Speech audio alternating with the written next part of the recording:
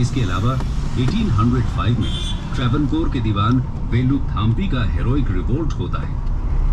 1805 में British governor general Wellesley ने ट्रैवनकोर के राजा पर सब्सिडियरी अलायंस ट्रीटी इंपोज कर दी थी, लेकिन राजा ट्रीटी के हार्श टर्म्स की वजह से नाराज हो जाते हैं और सब्सिडी पे नहीं करते। ऐसे में ब्रिटिश रेजिडेंट जब इन्हें सब्सिडी पे करने के लिए फोर्स करने लगता है तो उसके एटीट्यूड से लोगों की नाराजगी और ज्यादा बढ़ जाती है और दीवान वेलुथाम्पी आर्मी की नायर बटालियन के सपोर्ट से रिवोल्ट कर देते हैं। ब्रिटिशर्स को एक बड़ी फोर्स डिप्लॉय करनी पड़ती है इस विद्रोह को दबाने और यहाँ शांति स्थापित करने के लिए।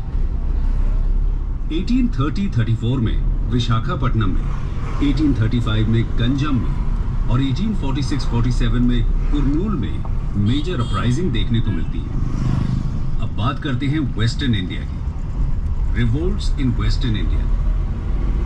दोस्तों 1816 से 1832 के बीच सौराष्ट्र के चीफ्स बार बार ब्रिटिशर्स के अगेंस्ट विद्रोह करते हैं। इसी तरह गुजरात के कोलीज भी 1824 से 28 तक, 1839 में और फिर 1849 में विद्रोह का बिगुल बजाते हैं। इनके विद्रोह का कारण ब्रिटिश रूल का इम्पोजिशन और उनके द्वारा कोलीज के फोर्ट्स को तोड़ा जाना था। इसके अलावा कंपनी द्वारा एस्टैब्लिश्ड नए एडमिनिस्ट्रेशन की वजह से बड़ी संख्या में ये लोग बेरोजगार भी हो गए थे। पेशवा की हार के बाद से ही महाराष्ट्र में लगातार विद्रोह का सिलसिला चलता रहता है, जिसमें 1818 से 1831 के बीच भील अपराइजिंग हुई थी। भील खानदेश के हिल रेंजेस में रहते थे और ब्रिटिशर्स ने इनके रीजन में इंट्रूड करना शुरू कर दिया। Nexon chasing Nexon. इस इंट्रूजन से कौन है भाई पीछे, पागल है क्या? हाई बीम क्यों यूज कर रहा है? किया। इसके साथ ही 1824 मतलब चिन्नावा द्वारा लेड कित्तूर गाली इन्हीं लोग की वजह से इन्वेंट हुआ होगा। सतारा अपराइजिंग और 1844 का गडकरी चुपचाप शांति से चलना चाहिए तो हाई बीम पे चला दिया। देश के बाकी रीजन्स की तरह ही नॉर्थ इंडिया भी शांत नहीं रहता है। रिवोल्ट्स इन नॉर्थ इंडिया।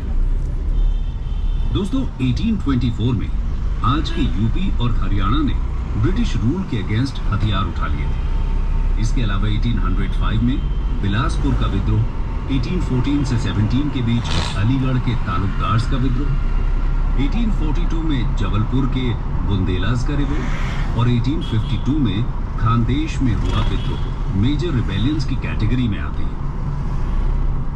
ये तो बात हुई मेजर सिविल रिबेलियंस के कुछ उदाहरणों की।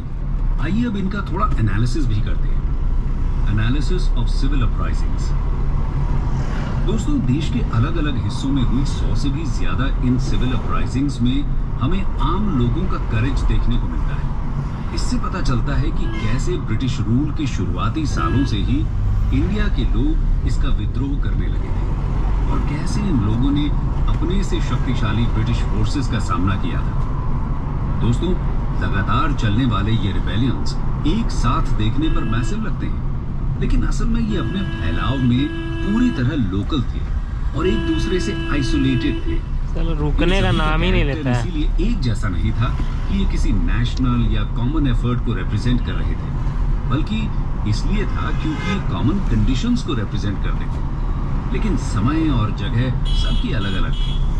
सोशली, इकोनॉमिकली और पॉलिटिकली इन रिबेलियंस के semi feudal leaders backward looking और ट्रेडिशनल आउटलुक वाले थे, जो अभी भी पुरानी दुनिया में रह रहे थे, मॉडर्न वर्ल्ड की थिंकिंग और अप्रोच से कोसों दूर। ये बस पुराने फॉर्म्स ऑफ रूल और सोशल रिलेशंस को फिर से एस्टैब्लिश करना चाहते थे।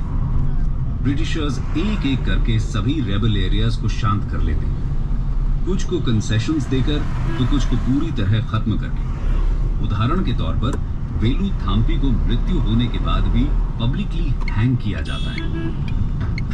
बाप रे बाप।